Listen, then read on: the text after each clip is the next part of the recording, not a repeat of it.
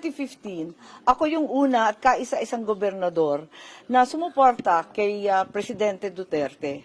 Nakikita ko sa kanya ang aking ama, matapat na kaibigan, matapat sa bansa.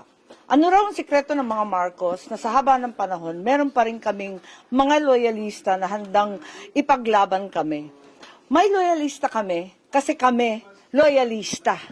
Ako, gaya ng ama ko, ay matapat at naninindigan para sa mga tunay na kaibigan, sa hirap at sa mas mahirap, sa mabibilang na ligaya at sangkatutak na pagdurusa. Yan ang iniwang legasya sa akin, ng aking ama, sa atin, ng ating Pangulong Ferdinand Edralin Marcos.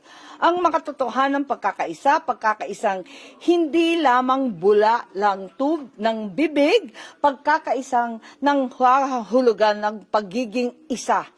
Sapagkat kung ang isang Marcos ay loyalista sa paninindigan at pakikipagkaibigan, pinakaloyalista kami sa kapakanan ng bayan. Kahit tayo ay isang pulu-pulong bansa, hindi tayo umiiral ng parang mga isla.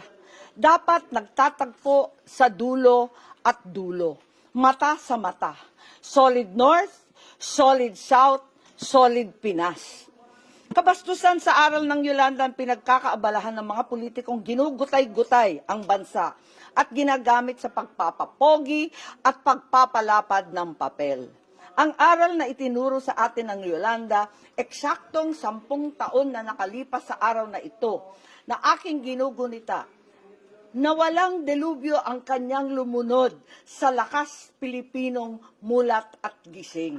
Igalang sana natin ang libo-libong namatay sa sakunang yan. Alalahanin natin ang pagkakaisang umahon sa atin sa delubyong yan. Delubyong nakakalugmok sa atin kapag kukonsintihin natin ang nais sumira sa ating mga nasimulang pagkatapos ng pagsubok na yan. Inuulit ko, noong 2015, ako ang una at kaisa-isang gobernador na nagdeklara ng suporta para kay Presidente Duterte.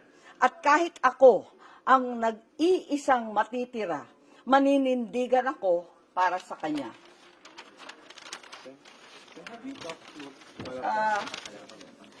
Ang isang anak na humarap sa napakaraming pananaksak sa likod ay hindi kailanman tatahimik sa mga nagtataksil at pambabastos sa taong gumalang sa aking ama.